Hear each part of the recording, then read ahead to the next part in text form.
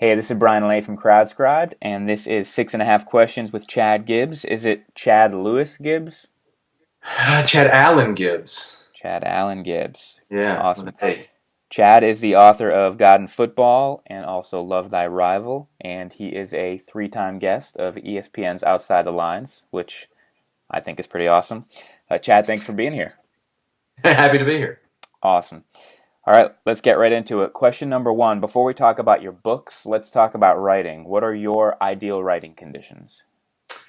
Now it's a sleeping baby. I stay at home with our son Linus, who is 6.5 months old, and I've got this office. And I'm sitting in it now, and when people come to the house, they're like, "Is this where you write?" I'm like, "No." I usually sit in the recliner with the laptop, and I have soccer on mute. But now that the baby's here, I just write when I can. You give him a bottle, and then you got like a 50-50 chance he's going to go down and take a nap, and then you've got an hour and a half, and you gotta you gotta get stuff done. So Yeah. it's for productivity. I think it's been good for me to have the little guy around. He gives you a window, and you got to take it. Or he goes down for a nap, and you go to YouTube.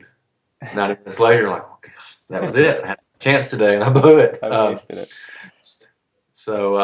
Yeah, I mean, some people may want like the cabin in the woods with the typewriter and the coffee and everything, but I just write where I can now, where I can and when I can. All right, question number two. What part of writing a book gives you the most energy? Most energy. I like editing. I'm not really energized by opening a document and having a blank page staring at me. That's more depression. But when I have a chat, I'm in pretty good shape, and I can like even print it out and take it to a coffee shop with a pen and sit there and read and mark. And I love doing that. I don't write well with music in my ears, so I usually have it quiet. But when I edit, I'm fine having music, so I can listen to a favorite album or something, and I just love that. And the book I'm working on now, I'm sort of in that phase with a lot of the chapters, so it's when I think of writing right now, it sounds fun to me. Where if you had asked me 2 months ago, writing wouldn't have seemed as fun. But yeah, I think that's my favorite. I think editing decent first drafts is something I really get a lot of energy from. Okay. So twice now you've answered a question before I've asked it. So I'm calling audibles over here. So all right, question number three. Give us the elevator pitch of this next book that you're working on. The gist of it is I'm 36 years old. I've lived my entire life in Alabama, the buckle of the Bible Belt. And I feel like that's given me a very narrow view of the world, for one, but also my faith, because being a Christian in Brazil or Russia or England is a lot different than being a Christian in Alabama. So I've visited 14 different countries. I've spent time with Christians there. I've gone to church with them, spoke to them, and I'm writing about what it's like to be a believer anywhere else in the world than the United States and the Deep South.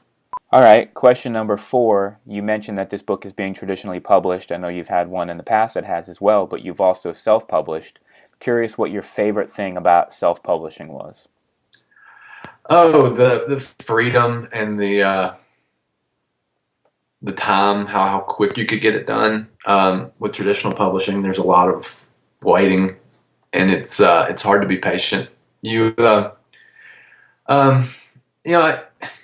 And I'm starting to realize, I think with this book, I've been more patient because you do everything for your self-published book. I mean, you find the guy that can do the cover, you help him out, you do all the formatting, and it takes a long time. So now I'm starting to realize, okay, my editor has 10 to 15 titles she's probably working on right now. No wonder it takes so long for her to get back to the email I sent that really doesn't even matter what I ask. So I did love the freedom you had and the ability to just, if something isn't done, you can just go do it, and then it's done. You don't have to wait 2 weeks to hear back from someone. You can just go get it done. You get it out quick. So I love that, but there's also some drawbacks, obviously, to not having a big publishing house behind you. All right, question number five. Have you ever experienced writer's block, and how have you dealt with it, or do you not believe in it? Yeah, I believe in it. I've never really experienced it, at least not in like the classical sense.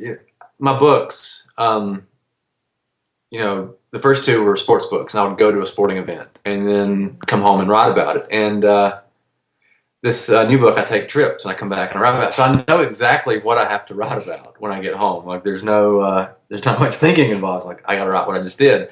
Um, when I'm working on like what I want to say in the chapters or the overall theme, sometimes there's a little block, I guess. But I never sit down and think, I don't know how to write what to write today. I can't get going because I know what I have to write. I I have more of a writer's block. I'm thinking of like the next project. I'm like, for me, that's a little more. I'm like, I don't know what I want to do. Maybe I just shouldn't write. I don't have any more ideas left. But I'd love to write fiction one day, and I kind of feel like once I get into that, I would just clam up and not be able to put anything down. So no, I believe in it. I'm very fearful of it hitting one day, but I haven't had it yet. All right, question number 6. There's probably some folks watching right now who would like to write a book, but not really sure where to start. What's some practical advice you can give them for diving in?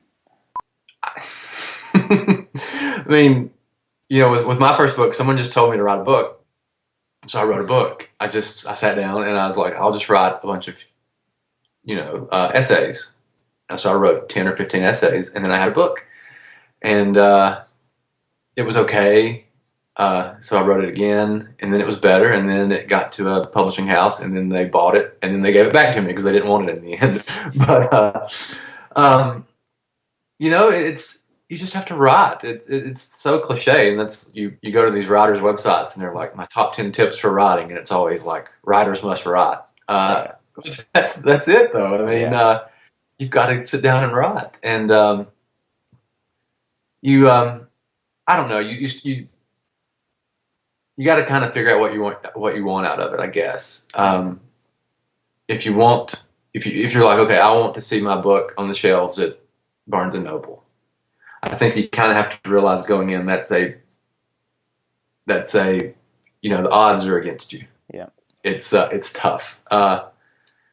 So it may not even be a very practical goal to say that. I think if you want to write a book, I think the goal should be like, I want to hold a book that I've written one day that I can give to my family and friends, and maybe that's all it's going to be. All right, question number 7, last question. The 2013 Iron Bowl happened less than a week ago. Auburn against Alabama. You are a huge Auburn fan, and you were there. So we won't hash over what happened in the end. Folks can find that out online if they don't know. But walk us through that. Quickly walk us through that last bit of play, like when they put the last second back on the clock, and then everything that happened. What were you thinking during those moments? I saw us put a man deep. I saw Bama change kickers. We were screaming at the referees for adding a second. We're like, we don't have a second left, and so we're in the north end zone. So he's kicking away from us, and we're pretty low, so it looks good. Like Yeah. he hit it high, far. I'm like, oh gosh, it's good. And when it dropped down in front of the crossbar, I flinched because I thought it had went over, and I was just waiting for that kick in the stomach of seeing the referees raise their hands. But there was no noise. Like there was no explosion of sound from the Bama section. And then you see that an Auburn guy has it. Chris Davis has the ball. He's heading towards the sideline. And again, from our angle, the sideline looks impossibly crowded. I'm like, well, he's going to get pushed out of bounds. And there's just like a big jumble of bodies. And then you see him cut back, and it's open field. And I'm not kidding. From the moment he cut back until they start playing Celebration by Kool in the Game, which was 2 minutes after the game ended, I have no memory. It is completely gone. I have no idea what happened. Trisha doesn't either. We were talking about that. It's like we both came back to life right when Kool in the Game kicked in. So there's 2.5 minutes of my life that's completely missing. So you can find Chad online at chadgibbs.com, and you can find information about his books there, and also you can get them on Amazon. And to connect with readers and authors, find great books, and maybe even publish one of your own, visit CrowdScribed.com. Thanks, Chad, for your time. Thanks, War Eagle.